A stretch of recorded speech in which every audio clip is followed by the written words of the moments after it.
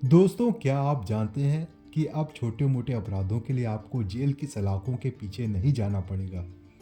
जी हाँ, भारत के नए कानून भारतीय न्याय संहिता यानी बीएनएस में एक क्रांतिकारी बदलाव आया है। अब अपराधी को जेल भेजने के बजाय उससे समाज की सेवा कराई जाएगी। आज के वीडियो में हम जानेंगे कि वो कौन से अपराध है और इसमें किस तरह की सजा का प्रावधान है। सबसे पहले बात करते हैं उन अपराधों की जहां जेल की जगह सामुदायिक सेवा यानी कम्युनिटी सर्विसेज का प्रावधान है। भारतीय न्याय संहिता की धारा 4 में दंड के प्रकार बताए गए हैं। इसमें उपधारा एफ के तहत सामुदायिक सेवा को एक दंड के रूप में जोड़ा गया है। जज इन अपराधों के लिए जेल या जुर्माने के बजाय उसके साथ सामुदायिक सेवा की सजा सुना सकते हैं। धारा 356 छोटा मोटा मानहानि का अपराध। अगर किसी ने मानहानि की है तो कोर्ट उसे साधारण कैद या जुर्माने के साथ साथ या अकेले सामुदायिक सेवा की सजा दे सकता है। धारा 355 की बात करें तो अगर कोई नशे में सार्वजनिक कदाचार करता है तो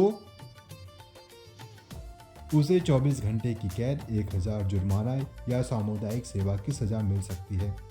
धारा 303 छोटी चोरी से संबंधित है। यदि चोरी की संपत्ति का मूल्य 5000 से कम है और अपराधी ने पहली बार चोरी की है तो और वह संपत्ति लौटा देता है तो उसे सामुदायिक सेवा दी जा सकती है।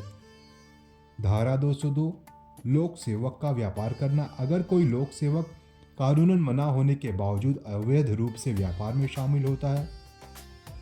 धारा 209 सम्मन पर उपस्थित न होना। अगर कोई व्यक्ति कानूनन उद्घोषणा होने के बावजूद कोर्ट या अधिकारी के सामने पेश नहीं होता है। अगली धारा है धारा 226 आत्महत्या का प्रयास।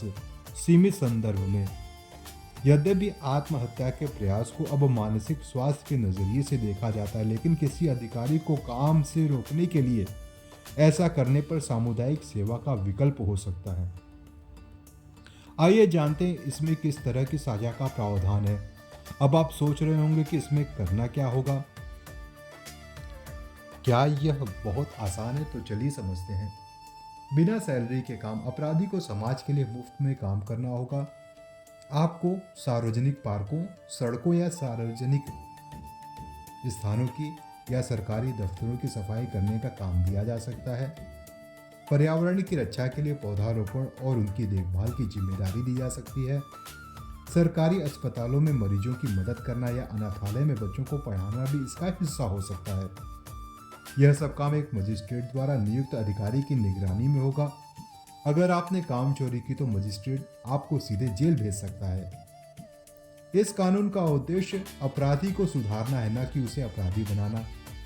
इससे जेलों का बोझ कम होगा और अपराधी को समाज की मुख्य धारा से जुड़ने का मौका मिलेगा। तो आपको कैसा लगा भारत सरकार का यह नया कदम? कमेंट में जरूर बताइएगा। कानून से जुड़ी ऐसी ही जानकारियों के लिए हमारे चैनल को सब्सक्राइब करें। जय हिंद।